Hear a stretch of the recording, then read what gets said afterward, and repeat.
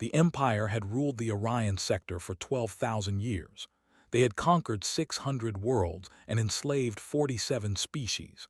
They believed themselves to be the perfect creation of the universe. Their scales shimmered like liquid metal.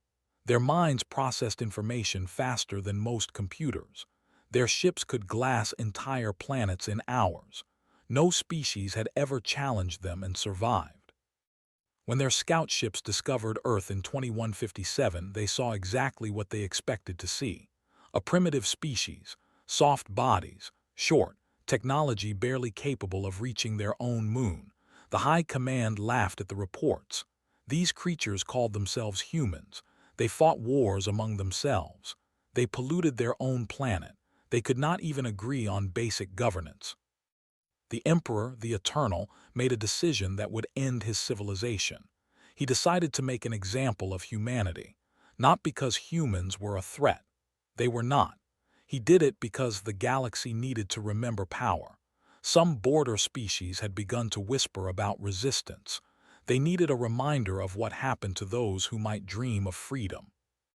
They chose the human colony on 442b. It was humanity's largest off-world settlement.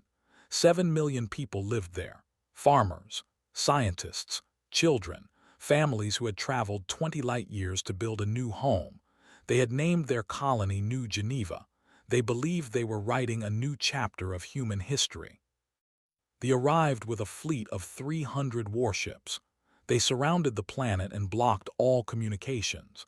Then they sent a message to every corner of the galaxy. Every species with a receiver watched what happened next. The wanted witnesses.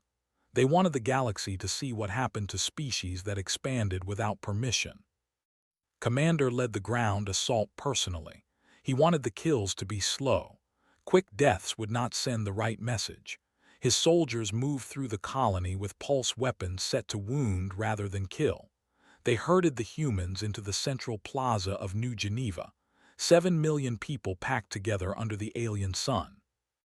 The broadcast began at noon, Earth Standard Time. Billions of humans across Earth and other colonies watched on their screens. They watched as soldiers began their work. They watched as their brothers and sisters screamed. They watched as children were torn from their parents. They took their time. They wanted the galaxy to understand the cost of defiance. The slaughter lasted for 6 hours. 7 million humans died in front of the cameras. They made sure to show every moment. They made sure Earth could see the fear on human faces.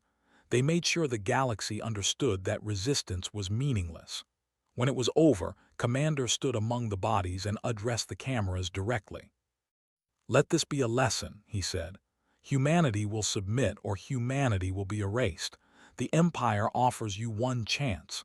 Surrender your worlds, accept your place as our servants, or share the fate of these creatures beneath my feet." On Earth, something happened that they did not expect. The broadcast had been watched by 9 billion people. 9 billion humans had witnessed the murder of their own kind. They had seen the bodies of children scattered like garbage. They had heard the screams. They had watched their people beg for mercy that never came. The response was not fear. It was not panic. It was not the desperate plea for mercy that they expected. Instead, something ancient woke up inside humanity. Something that had slept since humans first walked the African plains. Something that predators were supposed to recognize. They had made a critical error. They had studied human technology. They had measured human military strength. But they had never studied human history. If they had, they would have learned what humans did to species that threatened their existence. The wolves, the lions, the smallpox virus. Humanity did not coexist with threats. Humanity erased them completely, permanently, without hesitation. The United Earth government convened an emergency session. For the first time in human history, there was no debate, no arguments, no political divisions. The vote was unanimous across every nation, every colony, every faction. The resolution was simple: total war, no negotiations, no surrender accepted, no mercy given. The empire would cease to exist. The High Command received reports of the vote and laughed again. What could these primitives do? Their fastest ships would take decades to reach space. Their weapons were toys compared to technology. The Empire had fought real wars. Humanity was an insect raising its fists against a giant. They did not know that humanity had secrets. Decades of secret research had produced technologies that Earth had never revealed. The Prometheus drive could fold space itself. The Genesis weapon could destabilize stars. The Omega Protocol could turn entire fleets into slag. Humanity had built these weapons hoping to never use them. They had hidden them from the galaxy, afraid of what others might think. Now, that fear was gone. The first world to fall was Prime. It was a military outpost with 2 billion soldiers. The human fleet appeared without warning. There was no communication, no demands, no ultimatum. The Genesis weapon activated and the star went supernova. 2 billion died in seconds.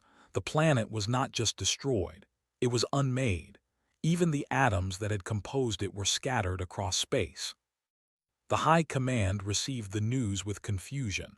A star did not simply explode. This was impossible.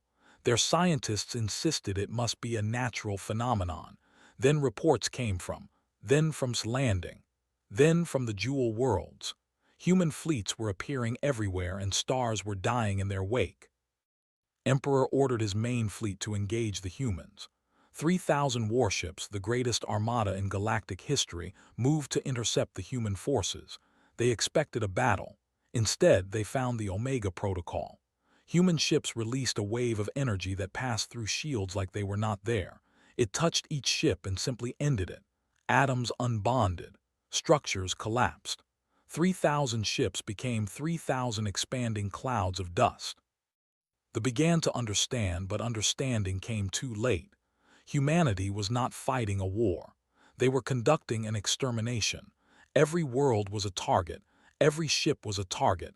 Every life was a target. There would be no surrender accepted because humanity had not come to win. They had come to erase. Across the galaxy, other species watched in silent horror. They had seen the slaughter millions for entertainment. Now they watched humanity burn the murderers from existence. Human ships did not pause to accept surrender. Civilians fled their worlds in desperate waves, but there was nowhere to run. Human forces tracked every ship. Human weapons reached every hiding place.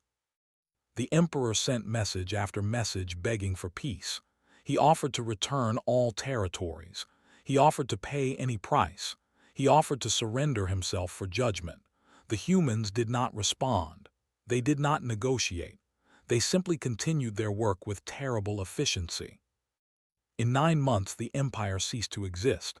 12,000 years of civilization, 600 conquered worlds, 47 enslaved species, all of it gone, not conquered, not defeated, erased.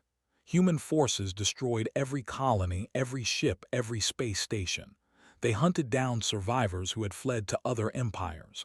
They sterilized worlds where had once lived. When it was over, humanity gathered the leaders of every other galactic civilization. They played the recording of the New Geneva massacre. They showed the bodies of 7 million humans. They showed the face of Commander as he stood among the dead. Then they spoke. "Came to the stars hopping to find friends," the human representative said.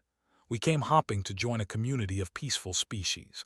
Instead, we found that the galaxy is ruled by murderers who torture and kill for entertainment.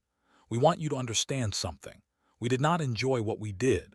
We do not seek more war, but we want every species to remember what they saw today.